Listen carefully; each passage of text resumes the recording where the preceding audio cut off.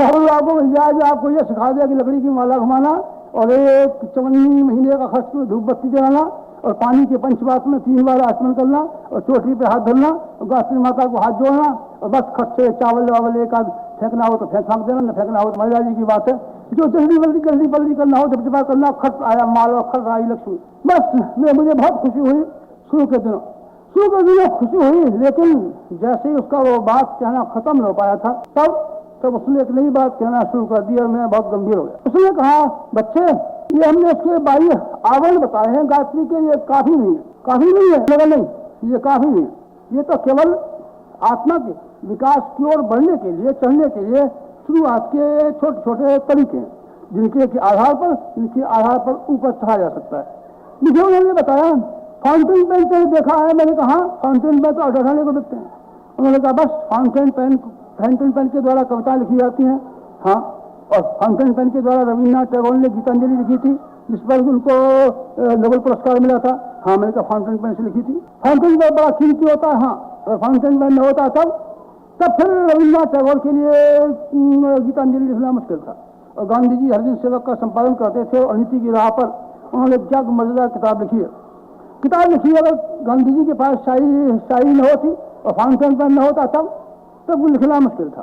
पर कोई आदमी ये कहने लगे कि मैं 12 का फाउंटेन पेन खरीद करके लाया और मैं अब रविन्द्रनाथ टैगोर बना और अब मैं अब गीतांजलि का लेखक हुआ और मैं पुरस्कार लेकर के आया। मुश्किल। केवल फाउंटेन पेन आदमी को रविन्द्रनाथ टैगोर नहीं बना सकता। फाउंटेन पेन का तरीका इस्तेमाल करने के लिए जरूरी है।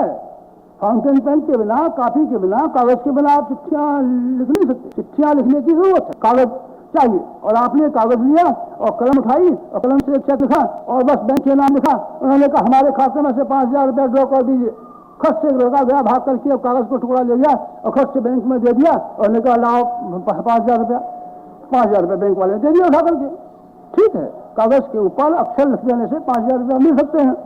लेकिन अगर आपका यह ख्याल हो कि केवल कागज पर लिख देना ही काफी है और आप एक बढ़िया वाला कागज खरीद के लाएं और बैंक वाले को उसने तो केवल ये लिखा था टू फलाने को और ₹100 इतना ही लिखा था गरीब ने, और आप एक लंबी वाली चिट्ठी लिखिए, श्रीमान जी बैंक मैनेजर महाशय जी, और आप बड़े योग्य हैं और आपने इस बैंक को बड़ी प्रतिष्ठा के साथ सजाया है और मैं आपके हाथ जोड़ के प्रार्थना करता हूं कि मैं एक गरीब बालक विद्यार्थी हूं और कृपा करके आप 5000 रुपया जैसे ही चिट्ठी मिले आपको वैसे ही 5000 रुपया इस पत्र आपके हाथों में भेज दीजिए और मैं आपका बहुत बहुत आभारी रहूंगा।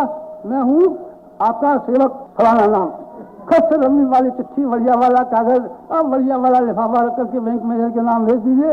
बैंक मैनेजर पढ़ेगा और हंसेगा कि किस बच्चे ने लिखा है। उस बच्चे ने लिखा है, इसका बैंक में खाता है नहीं, इसको बैंक में कोई खाता नहीं, तो फिर ये चिट्ठी से कैसे मिल जाएगा?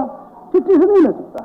चिट्ठी से लिए छोटी वाली स्लिप के ऊपर खाली नाम लिख देना और रकम लिख देना भी काफी है, रकम मिल जाए। और अगर आपने लंबी चौड़ी चिट्ठी लिखी है और आपका बैंक में खाता जमा नहीं है तो आपको खाक भी नहीं मिल सकता। ये साइंस है आध्यात्मिकता की जो मुझे सिखाई और मुझे ये सिखाया गया कर्मकांड बड़े महत्वपूर्ण है और कर्मकांड बड़े उपयोगी है और कर्मकांडों की बड़ी कीमत है और कर्मकांड बहुत सही है। लेकिन कर्मकांडों के पीछे एक और चीज होनी चाहिए और चीज का नाम है मनुष्य की भावनाएं, विचारणाएं, आदर्श और निष्ठाएं। अगर इन चीजों का समावेश हो जाएगा तब फिर वो चीजें मिलने लगेंगी जो कि कर्मकांडों के महात्म के रूप में बताई गई। ये बात बताई गई है कलम के ऊपर नीचे साइन कर देने पर, रकम लिख देने पर, चेक वाली कापी पर अगर आदमी भेज दिया जाए तो रुपया मिल जाता है। ये सिद्धांत सही है, लेकिन ये सिद्धांत भी सही है कि आपका खाते में 5000 रुपया पहले जमा होना चाहिए। जमा हो तब, जमा तो आपका 25 रुपया है और आप 2500 का चेक काट दें तब डिसऑनर होकर के आ जाएगा और वो चाहे जिसको आपने बैंक का गलत चेक दिया था वो आपको मुकदमा चल सकता है और 420 में आपकी हथकड़ी की जेल खाने भिजवा सकता है। आपने गलत चेक कैसे दे दिया? गलत चेक कैसे दे दिया? तो जमा करना बहुत जरूरी है। कर्मकांड चेक काटने की बराबर है, कर्मकांड फाउंटेन पेन की बराबर है। मेरे गुरुदेव ने मुझे कहा और मेरे गुरुदेव ने मुझे कहा कर्मकांड उपासना की विधि और विधान खेत में बीज बोने की तरीके से है। खेत में बीज बोया जाना चाहिए जरूर। खेत में बीज नहीं बोया जाएगा तो उगेगा कहाँ से? आप गेहूं बोएंगे गेहूं उगेगा, चावल बोएंगे चावल उगेगा, जो कुछ भी आपने बोया है वही उगेगा। लेकिन आपको चावल उगाने से पहले, गेहूं उगाने से पहले एक और तैयारी करनी पड़ेगी कि वो बेहतरीन जमीन हो और जमीन की खुदाई की गई हो और जमीन की गुड़ाई की गई हो और जमीन में खाद डाला गया हो और जमीन में पानी लगाया गया हो और जमीन की रखवाली का इंतजाम किया गया हो, ये सारे का सारा प्रबंध किया जाएगा तो छोटा वाला बीज जरूर उगेगा और जरूर फल लेगा। ये बातें जब मुझे सिखाई गई तो मित्रों में गंभीर हो गया और मुझे पसीना आ गया। मैंने कहा ये तो मैं तो ऐसा समझता था कि ये तो सबसे ज्यादा सुगम, सबसे ज्यादा कमजोर, सबसे ज्यादा कायल और सबसे ज्यादा कायरों का काम है। जो सबसे ज्यादा कायर हो, सबसे ज्यादा कमजोर हो, बस भगवान का नाम ले और सब फायदे उनसे उठा ले, सब फायदे उठा ले। लेकिन ये क्या कहा गया, ये तो मेरा सारा विचार ही पलट दिया और सारी मेरी निष्ठा ही उलटपलट हो गई, निष्ठा ही उलटपलट हो गई। बात उनकी सही थी, इसलिए समझ में तो आ गई, समझ में आ गई और मेरा यकीन उनकी बात पर मजबूत होता हुआ चला गया।